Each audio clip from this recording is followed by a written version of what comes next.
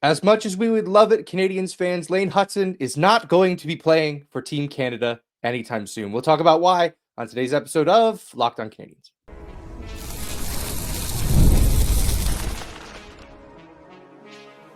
You are Locked On Canadiens, your daily podcast on the Montreal Canadiens. Part of the Locked On Podcast Network, your team every day. Hello, everyone, and welcome into episode 1376 of Locked On Canadiens. Thank you for making us your first listen of the day and for subscribing everywhere you get your podcast. Doing that supports us here on the show and ensures you do not miss an episode. We are Locked On Canadiens, part of the Locked On Podcast Network, your team every day. My name is Ian Boisvert, also known as That Maybe It's Ian, and I'm joined as I always am by Laura Saba, also known as the Active Stick. Laura, I believe there are teams playing professional hockey games in the National Hockey League within the next week or so. Yes. There are preseason games going to be happening. I believe it was Joe Yerdon, the Buffalo Sabres reporter, who wrote on Bluesky, not to alarm anyone, but the Buffalo Sabres play hockey this week. So we are so close. Are you feeling it yet? I'm very excited. Honestly, I'm not caught up on the rebuild, so please, no spoilers. Everybody keeps talking about all the feelings and all the moments. But everyone who's watching it, like I can see, like they'll either like message me, send the group chat, post it on social media how excited they are for the season. I cannot wait. I love these guys so much. I'm so happy they're back. And I'm just so excited for the season to start. And I want everyone to kind of to know that I'm excited no matter what. I'm excited even if they face plant for the first 10 games. I just love these guys so much. I love the way they play for each other. I love the way they support each other. I love the way that like they play for Marty. I love this group. And so for me, that's what I'm excited about no matter what happens in the season, because I know the future is going to be bright even if they pick in the lottery at the end of the season. Yeah, we're right back on that, aren't we? Like, whoa, they're going to pay a lottery team again. We're believing in it. We actually want it more than anybody else. That we want the lottery pick. No, we're not going that route. We're not doing that. We're not. Our boss always tells us to play the hits. We're not playing that hit today. Today we're talking about Lane Hutson. Well, more specifically, Rob Hutson, his father, making some comments last week about Lane Hutson's snub from the U.S. Orientation Olympic camp. We'll talk about that. We will finally do what we ought to have done a while ago and done our Nick Suzuki player review. We let the summer marinate that one. We wanted that to really age like a fine wine. So we'll get into that.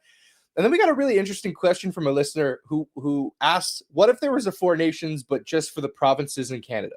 So we built some rosters and we'll go through what that looks like and crown a winner. Spoiler alert, it's not particularly close who we think will win this tournament, but it was a fun exercise nonetheless. All right, let's start with one Rob Hutson appearing on a podcast with one Grant McCagg, who was talking about Lane's snub from the orientation camp for the U.S. for the Olympics. He says, "You never know what'll happen in the future. My boys are also Canadians, so there is an absolute luxury there, and a lot of great players have been left off the selection for the Olympics and things like that. I think Brett Hull might have been one of them. He voted with his feet. He went from Canada to the U.S. There are all types of scenarios that are, I wouldn't say are in play, but are possibilities, right?" And there were a lot of thoughts about this. One from Brad Marchand, of all people, who can't help himself and likes to just post on the internet, which, whom among us, he's one of us. Laura, your immediate thoughts on Rob Hutson's comments on whether or not Lane Hutson is committed to USA hockey? I think Rob Hutson was kind of making a joke. People took it as like a message to Team USA. People took it as like, like how he feels about it. Like he's mad about this. Listen, if I'm Lane Hutson's parent, I'm also like not too happy about what happened, right? Sure. I'm not too happy that he didn't get at least invited to camp, because I think that would have said more than him making the team. Like, I don't think we can have that expectation today of him actually making the team and going over for the Olympics, right? But the general prevailing wisdom would have been he got invited so that, 4 years from now, he gets the call, right? Like he proves he gets, like, it's an orientation camp. He gets to be around the greats, right? Yeah. And so I think it's very legit for him to be disappointed, but I do honestly think that it was a tongue-in-cheek comment like it was a chuckle, right? I don't think it was a threat. I don't think it was a pointed remark. I think it was just a conversation. Yeah. And so I personally, like, I would love for Lane Hutson to defect and come over to Team Canada. But that's just me. I think Lane Hutson probably doesn't agree with me. Yeah. So I know that the main response here was what you had said, which was it was a joke. It was tongue in cheek.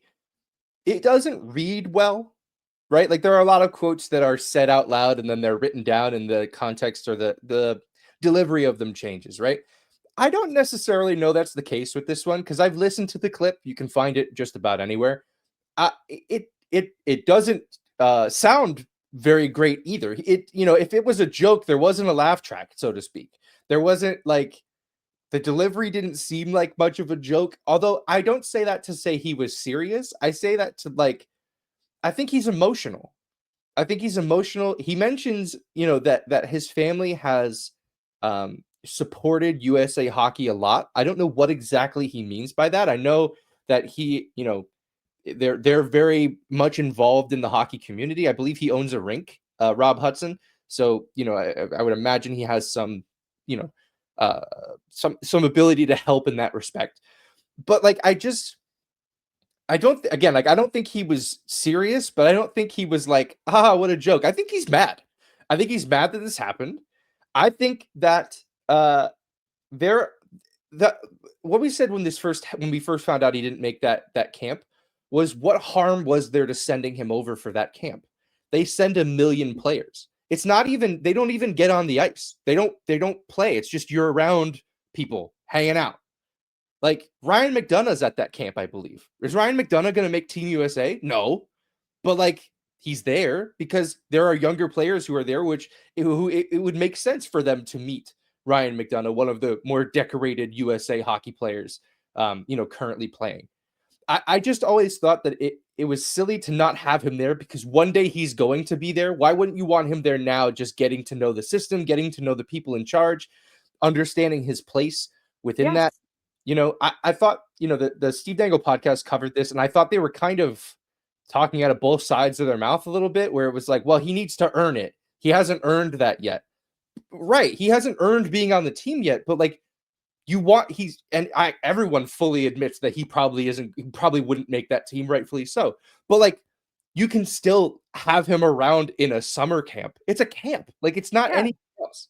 I'm very confused by all of this. It's also like, is he's the kind of person that you're going to invite to Worlds, right? When all the other guys are not going, right? Yeah. All the other guys are taking the luxury and saying no. He's the kind of player you need to be looking towards, right? Like we talk about like Team USA and Team Canada being firmly entrenched in old school hockey and them needing to evolve as the game evolves. And every single time when one of the teams underperforms on an international stage, we talk about that, right? Lane Hutson is that future type of player. So why wouldn't you want to cement, like, even if it's not in the next 4 years, even if in the next 8 years, he's one of the people who's going to be a linchpin of your team, you definitely want him there, right? Yeah. I also, there's the small defenseman aspect of this that I think is being overblown. Why did Team USA lose to Canada? Is it because it was a size mismatch? No. They lost because in the final game they couldn't score. You go back, like Jordan Binnington played great. He's Jordan Binnington. Like, you should have been able to beat him more than you did in that game. Like Austin Matthews was a flop. He did not play particularly well. They need goals. They need offense. Like that's where, watching Lane Hutson in the game that he would bring to USA hockey, I think it's silly. It's silly. Yes, he's small. Obviously he's small. He's never going to not be small. If that is always your hang up and you're watching this guy in the NHL put up 60, 70, 80 points, the only loser here is you. And, Team Canada is going to feast on that. They're going to love that. We look at the Team USA roster like, oh man, they should win 4 nations in a walk. They didn't. They walked through the round robin and then they struggled when it mattered. Lane Hutson, when in his first playoff appearance, was he a point per game player in the playoffs? I think he had 5 points in 5 games. What are we doing? Like, I think this is just the market will adjust here. The market being of all of these guys' thoughts. Any last thoughts on Lane Hutson before we move on? Yeah, I think he's going to be, he's a USA player. He's a Team USA player. If he was not going ever anywhere. going to be like even 1% a Team Canada player, we'd have seen it.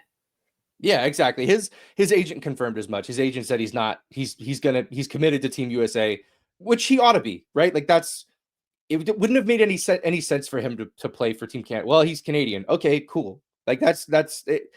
I don't think that'll change much. So am I. I'm not playing for Team Canada. Yeah, me too. We can count all three of us here.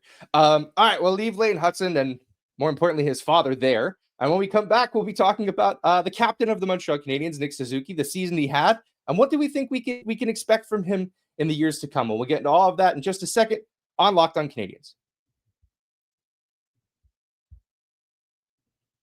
The NFL season is finally here, and FanDuel is making sure you're ready for kickoff with a can't-miss offer. Right now, new customers can bet just $5, and if your bet wins, you'll get $300 in bonus bets to use across the app.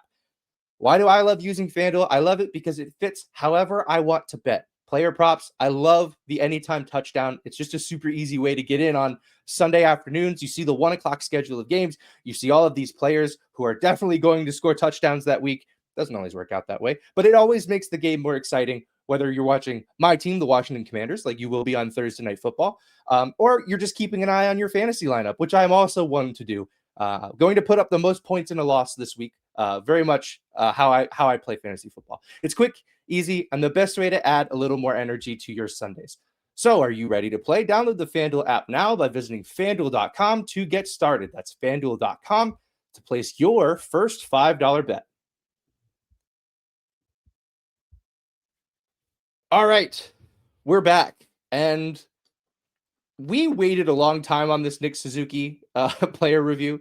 Apologies for that. In retrospect, like looking back at the season he had, now we're in September and we're very excited for the next season, and we've seen him working out on the ice with all these players and having the summer of Nick. I think it kind of it adds a little bit more to that season. And we'll start with where we usually did with these player reviews. We usually give a word. It's a word association game to define that player's season. Laura, when you think of Nick Suzuki's season, what is the word or phrase that comes to mind? Coronation. Coronation. Wow. Yeah. I need you to go in. I love it. Explain. He's not decorated yet, right? But this was, like everybody was like, oh, well, he needs to be this kind of player. He needs to be he needs to be a point per game. I think Nick Suzuki proved that he is the cornerstone of this team. He's not going to be the most like offensively gifted person on this team because we think that's going to be somebody like Ivan Demidov, right? He's not going to be the center or like the originator of transition plays because that's going to be a guy like Lane Hutson, right? He's not going to be an architect, but everything flows through Nick. When Nick Suzuki is tired, the rest of the team doesn't play well. When Nick Suzuki is rested and motivated, the rest of the team levels up, right? And so I think he's always performed. He's always been dedicated. He's always really, really, really worked hard. But I think like this was the time that Nick Suzuki became the Montreal Canadiens captain for real. And I think a lot of it is based on that conversation where he said, don't trade these guys. We've got something special. Kent Hughes said, well, go win games. And then Nick Suzuki was like, all right. And then they won games, right? I don't think that you can dispute that he is a king amongst this team. And he would not put himself above it.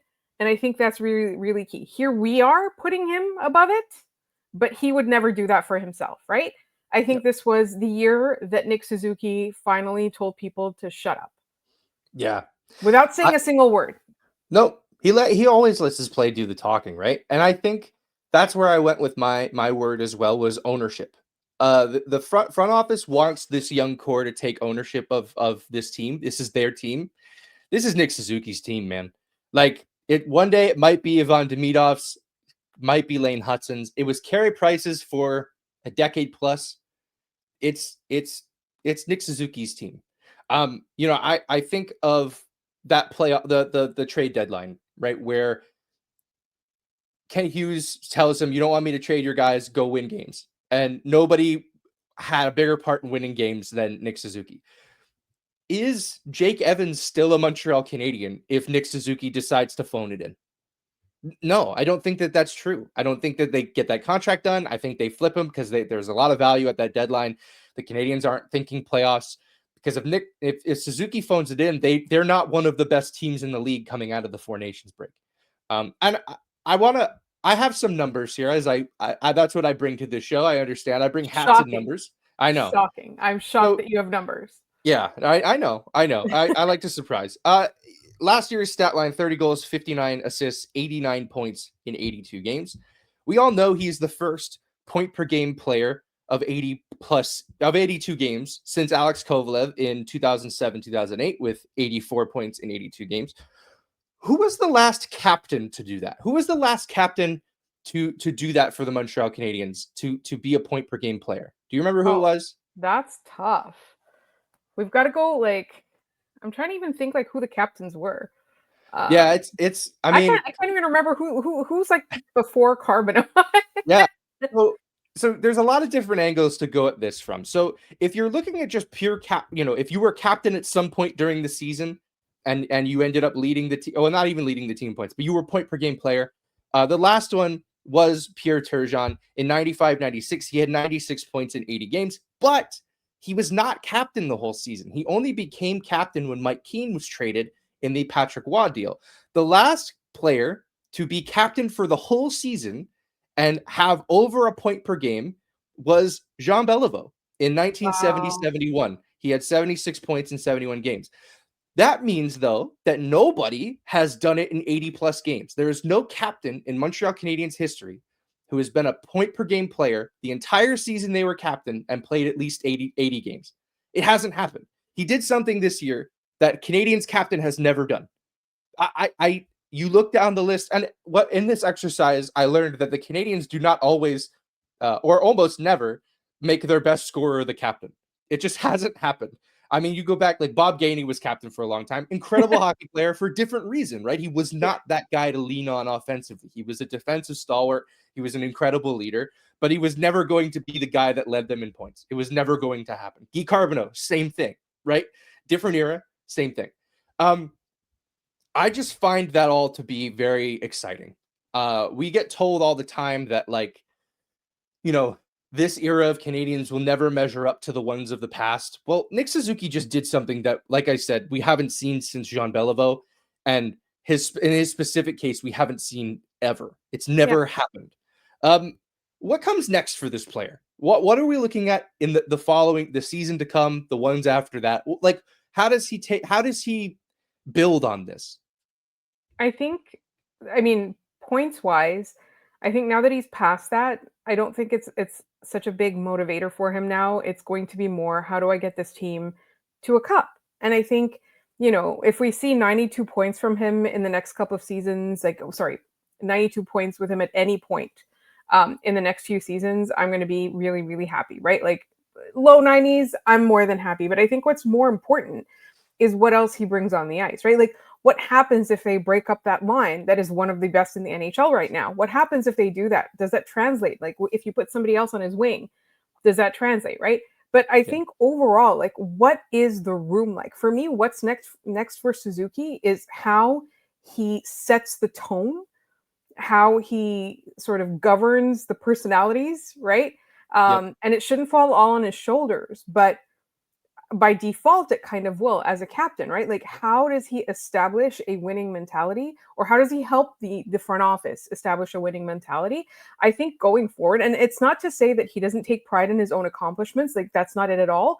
I think I would love to see him get more mentions in the Selke conversation. I would love to see him get more of his due. As somebody the Canadiens really do need and rely on, somebody who's really, really important. But I think the next step is for him. He's thinking, how do I get this team to a cup? Now, I don't want to hear any stories about him glaring at somebody for eating carbs like Nathan McKinnon, but I feel it's going to be the personality wise of that, right? Yeah, Nick Suzuki is a lot of things. As a leader, I don't find that he's particularly intense. He doesn't need to be.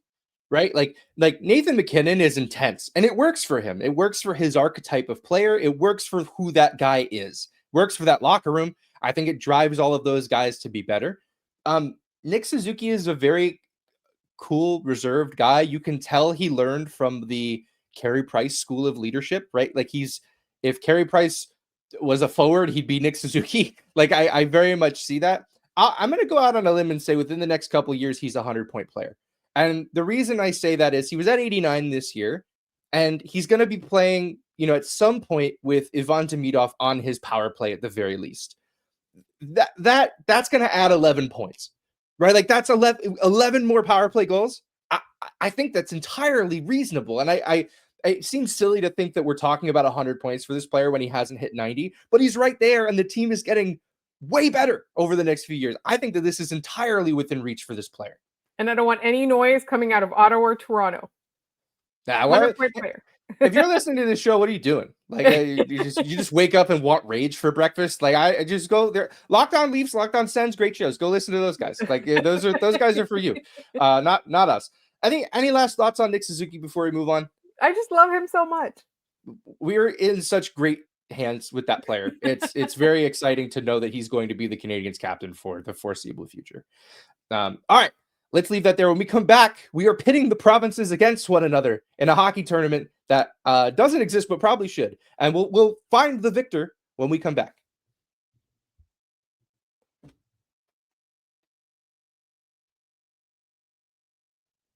All right, we are back, and Laura, I said we will find the victor. I believe this question comes to us from a Victor, no? Yes, Victor G on TikTok. This is a question that originated from him. Also, just want to say thanks. One of the friends of the show who always provides us with content. And his question was, if Canada did a four-nation style tournament, but with the provinces, who would emerge as the victor? So we kind of had to set a couple of rules around that to make it workable. The first one was we couldn't do provinces against each other because of the imbalance of just the sheer numbers of players from the territories and all of that. So we divided it the way that the Canadian Hockey League is kind of a little bit. So we've got like the West, or like teams that would land in the WHL, then the Q, so that includes Quebec and the Atlantic. And then you've got Ontario, right? Yeah. Another rule is that, so like all these players are eligible to play for Canada. So like it can't be like we can't say Brady Tkachuk because he has Canadian citizenship. Like he's right. He's a U.S. player. Like William Nylander was born in Alberta, and I was like, it'd be really funny to put him on Team West, but we can't do that. Like he plays for Sweden, where he should. He feels that that is a Swedish hockey player. He should be playing. He's absolutely a Swedish hockey player. So those are kind of the rules a little bit. And so like my co-host obviously sat and did the homework for all of this. It was a fun exercise. I really enjoyed this like team building aspect. Do you want to run through the rosters that I built? Sure. All right. Let's do that. So let's there's one team that we think is going to win this in a walk. Let's leave them for the end. Let's start with I think the one that folks who listen to this show will probably be most excited in Quebec, the Maritimes and the Atlantic. Who would you set as the coach for this one? I know we didn't talk about coaches, but I'm between Jim Montgomery or Marty St. Louis. I know it's kind of silly to put Marty because Jim Montgomery is a more established NHL coach, but like, come on, Marty as an emotional leader is incredible. We can put Marty on as the associate head coach. How about that? Yeah, Marty as a the good guy assistant coach who doesn't need to be the bearer of bad news with the head coach, I think is a perfect role for him in this situation. All right, let's run through this roster. First line: Jonathan Marchessault on the wing, Nathan MacKinnon down the middle, Brad Marchand on the right. That's pretty fun. Second line: Alexis Lafreniere, Sidney Crosby, Jonathan Huberdeau. All right, we're still cooking. You're still cooking with that line. Alexis Lafreniere is a little weak on the wing, but we're getting there. He's got Sid. Yeah.